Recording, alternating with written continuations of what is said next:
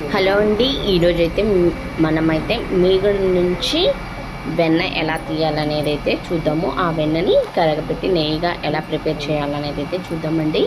నేనైతే ఇది just as టీజ్గా video ఎలా ఉందో అలాగే పెట్టేశాను అనమాట. నేను దీన్ని ఏం కట్ చేయడం కానీ నీట్నెస్గా పెడదామని కానీ అలా నేను ఏమనుకోలే. ఎలా ఉన్న వీడియో అలాగే పెట్టేద్దామనేసి నేనైతే ఈ వీడియో అయితే మీకు యాజ్ టీజ్గా పెడుతున్నాను.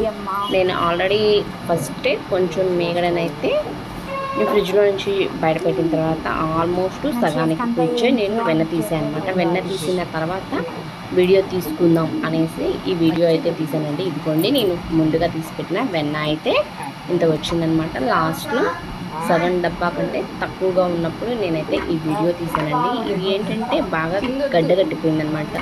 ఇంతకుముందు వేసింది ఏంటంటే గడ్డ కరిగింది, బట్ లాస్ట్లో ఇది ఏంటంటే గడ్డ కరగకుండా అంతే ఉంటే నేను స్పూన్తో అయితే మొత్తం చిన్న పీసెస్గా చేశానండి. చిన్న పీసెస్గా చేసి అయితే మిక్సీ జార్లోకి తీసుకుంటున్నానండి. వెన్న సింపుల్గా ఎప్పుడైనా మనకి కావాలి అనుకుంటే, మనం కష్టపడకుండా సింపుల్గా రావాలి అనుకుంటే ముందు మీగడ ఫ్రిడ్జ్లో నుంచి తీసిన ఒక 1 అవర్ తర్వాత మనం మిక్సీలో కొంచెం చల్లటి వాటర్ వేసుకుంటూ మిక్సీ పట్టుకుంటే మనకేంటంటే ఈ వెన్న ఈ వాటర్ అనేవి సపరేట్గా అయిపోతుంటాయి అన్నమాట.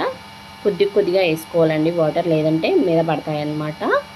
సో అందుకనేసి మనమైతే కొద్దిగా వాటర్ వేసుకుంటూ మిక్సీ తిప్పుకుంటూ ఉంటే మనకి వాటర్ వెన్న రెండు కూడా విడిగా అవుతాయండి. చూపిస్తాను చూడండి. ఇప్పుడు మనకి వెన్న ఎలా వచ్చిందనేది చూడండి. దీంట్లో నేను వెన్న తీసి మరీ చూపిస్తున్నాను. నీళ్ళు చూడండి ఎలా మనకు విడిగా అవుతున్నాయో.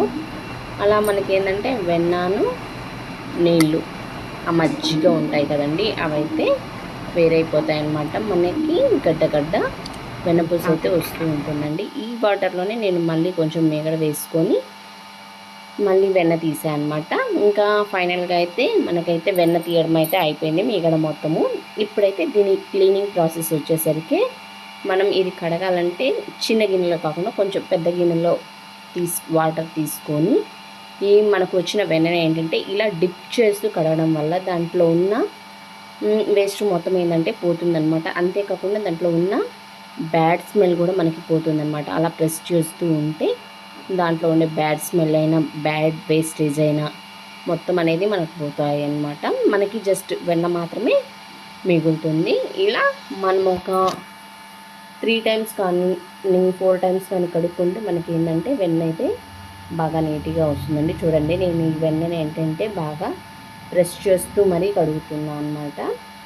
ఇలా చేస్తే మనకి నెయ్యి అనేది ఎక్కడ కూడా స్మెల్ రాదనమాట. లేదంటే వెన్న నీట్గా కడగకపోతే మనకైతే ఖచ్చితంగా స్మెల్ వస్తుందండి. చూడండి ఎంత నీట్గా కడగానే. ఇలా మినిమం ఎంత లేదన్నా కనీసం 3 టైమ్స్ అయినా మనమైతే కడుక్కోవాలి. వెన్న కడిగిన తర్వాత ఇదిగోండి నాకైతే ఇలా వచ్చింది. ఒకసారి అయితే కడిగాను, మళ్ళీ సెకండ్ టైం కూడా ఫ్రెష్ వాటర్ మనం తాగే వాటర్ ఉంటాయి కదండి, దాంట్లో వేసి సెకండ్ టైం కూడా నేనైతే కడిగాను అనమాట. ఇలా మొత్తం నేను 3 టైమ్స్ వరకు కడిగాను అనమాట.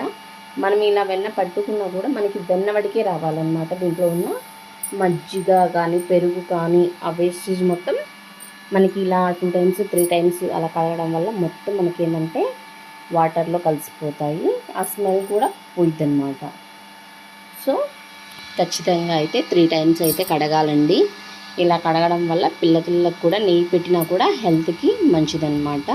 ఇప్పుడు ఫైనల్గా అయితే నేనైతే 3 టైమ్స్ కడిగేసి బౌల్లోకి తీసుకున్న తర్వాత ఇప్పుడు దీన్ని మనం నెయ్యిగా తయారు చేసుకోవాలన్నమాట. నెయ్యిగా తయారు చేసుకోవాలంటే ఎలా తయారు చేసుకోవాలో ఇప్పుడైతే నేను చూపిస్తానండి. ఫైనల్గా అయితే మనకైతే వెన్నపూస అనేది కరగబెట్టడానికి సిద్ధం చేసుకోవాలన్నమాట.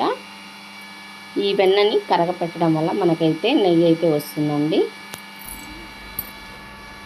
మీరు ఎప్పుడైనా నెయ్యి తయారు చేస్తే అయితే మీరు ఎలా ప్రిపేర్ చేస్తారనేది ఖచ్చితంగా అయితే కామెంట్ చేయండి. నెయ్యి చూడండి, వెన్నపూస చూడండి ఎంత బాగుందో తెల్లగా. నేనైతే దీనికోసమని ఒక మందమైన గిన్నె తీసుకొని ఈ వెన్నపూస మొత్తం వేసి కరగబెడుతున్నాను. మనం వెన్నపూస కరగబెట్టేటప్పుడు మధ్యలో కొంచెం కలుపుతూ ఉండడం వల్ల ఏంటంటే ఆ స్మెల్ ఏదన్నా ఉన్నా కూడా ఇంకిపోతూ ఉంటుంది అన్నమాట, బయటకు వెళ్ళిపోతూ ఉంటుంది.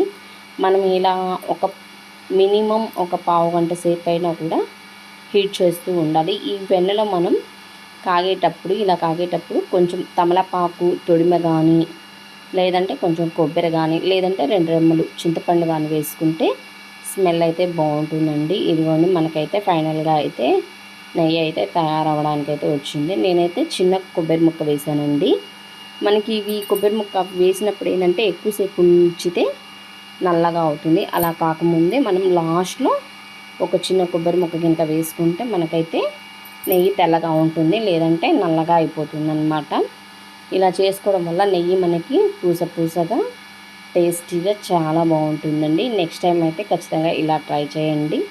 అలాగే మీరైతే వెన్నపూస ఎలా తీస్తారు, నెయ్యి ఎలా కరగబెడతారో అయితే ఖచ్చితంగా కామెంట్ చేయండి. ఈరోజైతే నేనైతే నెయ్యి చేసిన వీడియో అయితే ఇదండి. ఎలా ఉందో కామెంట్ చేయండి.